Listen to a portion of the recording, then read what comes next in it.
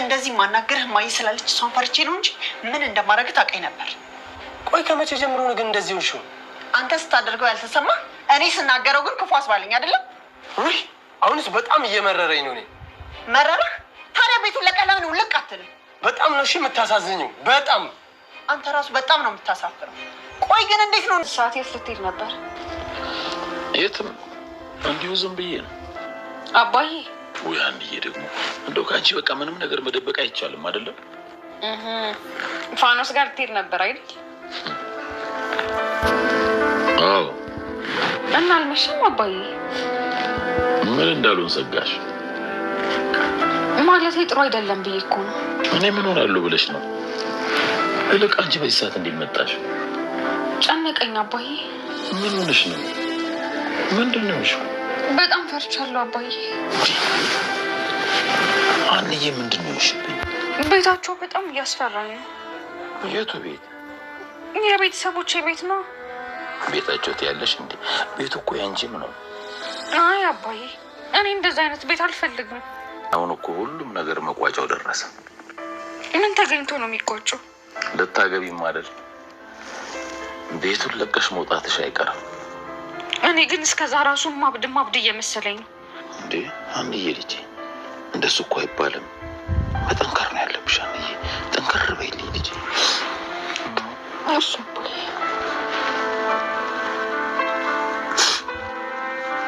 እንዴ ሜላትና መስፍን ናቸው እንጂ ምን አደረጉ? ባልጠፋ ጊዜ በአንቺ ሽምግልና ወቅት እየተጣሉ ነው። አንቺ ሽማግሌዎችን እንዲልክ ብቻ ለልጁ ልንገሪው። እሺ አያቴ ተባረኪ የኔ ልጅ። ሀናን ያስጨነቃት አሁን የአባትና የእናቷ ጸብ ነው። ምክንያቱም የእሷ ሽምግልና ሰዓት በደረሰ ጊዜ እነሱ ጸባቸው ከረዋል። በአሁኑ ሰዓት ወይዘሮ ሜላት መጨቃጨቋን አላቆመችም። አቶ መስፍንም ቤቲን ካላገኘናት እያለ ማስጨነቁን አልተውም። ጭራሽ ይቅርታ ልጠይቀው ባለች ሰዓት ነበረ ቤቲን ካላገኘናት ይቅር አልልሽም ያላት። ታዲያ አባባ ኖላዊንም በሰርጓ ጊዜ ልጃቸው እንዲህ መጨነቃቸው በጣም አስጨንቋቸዋል። ምክንያቱም ሀና ጭንቀት አትችልም። በትንሽ በትልቁ ወደ አባባ ኖላዊ ጋር ትሄድና እንደዚህ ነው ብላ ስታማከራቸው እርሳቸውን በእሷ ጭንቀት በጣም ይጨናነቃሉ። እዝራን በሀና ችለኝነት ትንሽ ያስጨነቀው ይመስላል። ምክንያቱም ሀና እንደ በፊቱ አይደለሽም፣ አሁን ላይ በሽምግልናው ሰዓት ችላ ማለትሽ እያስጨነቀኝ ነው፣ እንደዚህ በፊቱ ሌላ ችግር እንዳይፈጠር እፈራለሁ ነበር ያላት። ሀናም ሁልጊዜ አንተ እንደዛው ነው እንደምታስበው፣ እኔ ከዚህ በኋላ ወደ ኋላ የምመለስ አይነት ሰው አይደለሁም፣ አንድ ጊዜ ጀምረነዋል። አሁን ላይ የአባትና የእናቴ ጸብ እንጂ ያስጨነቀኝ የሽምግልናው አይደለም። ስለዚህ መረጋጋት ባለብህ ሰዓት ተረጋግተህ ቀስ ብለህ ሽማግሌዎቹ ይላካሉ ነበር ያለችው። ሰላም ጤና ይስጥልን ውድና የተከበራችሁ የቻናሌ ተከታታዮች እንኳን ደህና መጣችሁ። ቪዲዮን ላይክ እና ሰብስክራይብ እያደረጋችሁ ተቀላቀሉ።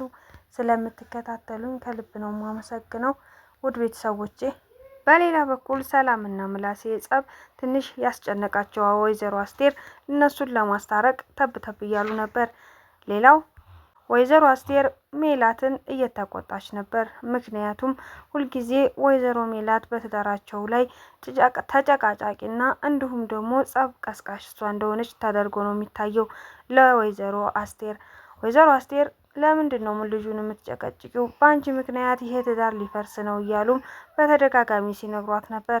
ወይዘሮ ሜላትን በሰዓቱ በጣም ተናዳና ተበሳይታ አንቺ ግን የኔ እናት ነሽ እውነት ወይስ የመስፍን እናት ነሽ እያለች ጥያቄ እየጠየቀች ነበር።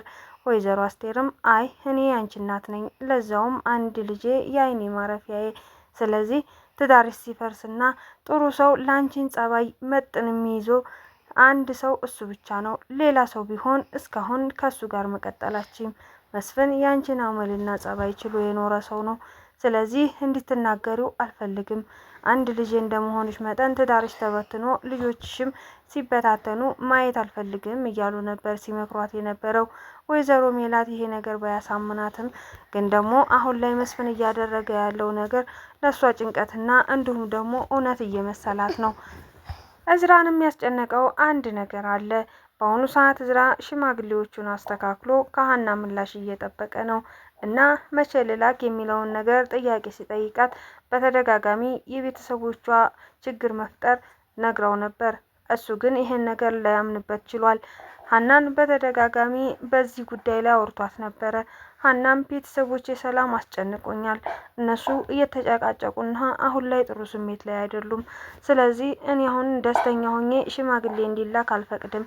እናም ሽማግሌዎች ባሉበት ይቆዩና እነሱ በተረጋጉ ሰዓት አባትና እናቴ ሰላም ሲያወርዱ ሽምግልናው ይላካል ነበር ያለችው። እዝራ ግን ይሄ ነገር ሊያሳምነው አልቻለም። ምን ነው ሀና እንደ በፊቱ ግን ልትሸሽ ይፈልጋች ነው እንዴ? በጣም እየፈራሁ ነው ያለሁትኝ። ስለዚህ እባክሽን ሀና እውነቱን ንገሪኝ፣ ከኔ የምትደብቂው ነገር አለ እንዴ ብሎ ጠይቋት ነበር። ሌላው ያስጨነቀው ነገር እዝራ ከዚህ በፊት ጆሮ በተደጋጋሚ አንዳንድ ቃላቶች እየተናገረው ትንሽ ረብሾታል። ሀና ጆሮ ጋር ያላትን ግንኙነት ማወቅ ቢፈልግም ሀና ግን ለጥያቄ ዝግጁ ስላልሆነች ላለመጠየቅና እሷን ላለማስከፋት ሲል ነገሮችን በሆዱ አፍኖ ሽምግልናውን መላክና እሷን አግብቶ መኖር ብቻ ነው የሚፈልገው። ግን ደግሞ ይሄ ያሰበው ነገር እንደማይሰካ ግልጽ ነው። ወይዘሮ ሜላትና አቶ በቃሉ ትክክለኛ ስራ እየሰሩ አይደለም ያሉት። ሁለቱም እንደ ጠላት ነው የሚተያዩት። ወይዘሮ ሜላት የሱ ተቃራኒ ድርጅት ስላላትና እሷ በልጣ ስለምትገኝ አቶ በቃሉ በወይዘሮ ሜላት ላይ ጣቱም እየቀሰረ ነው ያለ። አቶ መስፍንም ቢሆን ይህን ጋብቻ ሊፈቅድ አይችልም። ስለዚህ የእነዚህ ልጆች ጋብቻ በጣም ከባድ እንደሚሆን ግልጽ ነው። ምክንያቱም እነሱ ስለተዋደዱ ብቻ ቤተሰቦቻቸው ሳይስማሙና እንዲሁም ደግሞ እነሱ ሳይዋደዱ ምንም አይነት ነገር መፈጠር አይችልም እና የሀናና የእዝራ መጨረሻ ምን እንደሆነ መገመት አይከብድም። አሁን ላይ በዚህ ምክንያት ነገሮች ይበላሻሉ። ሰላምን ይቅርታ እንዲጠይቃት ወይዘሮ አስቴር ለምናሴ ነገሩት። ምናሴም በሰዓቱ እባክህን ይቅርታ በላት እግራው ላይ ወድቀ ሲሉት እሱም ግራ በመጋባት ምን እያደረግሽ ነው? እዛ እኮ ናት የደበደበችኝ፣ እንዴት እኔ እግር ላይ ወድቄ ይቅርታ ጠይቃለሁ ብሎ አያቱ ጋር እየተመላለሰ ነበር። ታዲያ በዚህ ጉዳይ ላይ የተደናገረው ምናሴ በተደጋጋሚ አያቱን ቢጠይቃቸውም እሳቸው ግን ጎንበስ ብለህ ይቅርታ ጠይቃ ከማለት ውጭ ሌላ ምንም ሊመልሱለት አልቻሉም። ሰላምም አዎ ይቅርታ ጠይቅ፣ ይቅርታ ማጠይቅ ከሆነ እኔ ራሴ ትቼ እሄዳለሁ እያለችው ነበር። እናም እሱም በጣም ስለተናደደ ጭራሽ አንቺ ደግሞ ደብድበሽኝ አንቺ ይቅርታ እንድትጠየቅ ትፈልጊያለሽ እያለ እየተመላለሳት ነበር። በዛን ሰዓት ወይዘሮ አስቴር ሁለቱንም ነበር እየተቆጡ የነበሩት። ሰላምንም ዝም እንድትልና አለበለዛ እሷ እግር ላይ ወርቃ ይቅርታ እንድትጠይቅ እየጠየቋት ነበረ። ምላሴም ትንሽ ስለሆነና ታናሿ ስለሆነ ብትመታውም እንደ ትልቅ ማክበር እንዳለበት ከዚህ በኋላ እሱ ስለሆነ ትንሽ ማንኛውንም ሰው ይቅርታ መጠየቅ እንዳለበት ተናግረዋል። በስተመጨረሻ ምናሴ አያቱን ላለማስቀየም ሲል እሷ ላይ እግሯ ላይ ወድቆ ይቅርታ ተጠያይቀው በዛውም ተራርቀዋል። እናም ሰላም በዚህ ደስተኛ ቢሆንም ወንድሟ እንደተቀየመኝ ይቀራል ብላ በጣም ተጨንቃ ነበር። አሁን ላይ ግን ምላሴ ታርቋት አብረው ተቃቅፈው ነበረ። ወይዘሮ ሜላት አቶ መስፍንን ይቅርታ ጠይቃ ወደ ቤቱ ልታስመልስ ወደ ሆቴሉ ሄዳ ነበር። በሰዓቱ እንደደረሰች መስፍንን ማግኝታው ነበር። ባገኘችበት ሰዓት ታዲያ እሱ እንደተመቸውና በጣም ደስተኛ ሆኖ እንዲሁም ለሆቴሉ አንደኛ ደንበኛ እንደሆነ እየነገረችውም ነበር።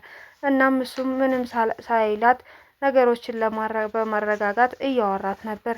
ለምን እንደመጣችና እንዴት እንደመጣች ሲጠይቃት ይቅርታ ጠይቃው ወደ ቤታቸው እንዲመለሱ አሁን ልጃቸው ሰርግ ስለደረሰ እነሱ መስማማት እንዳለባቸውና ወይዘሮ ሜላት ታዲያ አቶ መስፍን ይቅርታ የምትጠይቂኝ አስቴር ስላለችሽ እንጂ አንቺማ መቼም ይቅርታ እንደማትጠይቂኝ ያውቃለሁ ብሎ እየነገራት ነበር።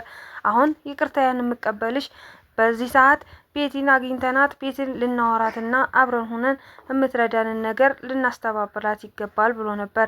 ወይዘሮ ሜላት ግን የቤቲ ስም ሲጠራ በጣም ተናዳ ነበረ።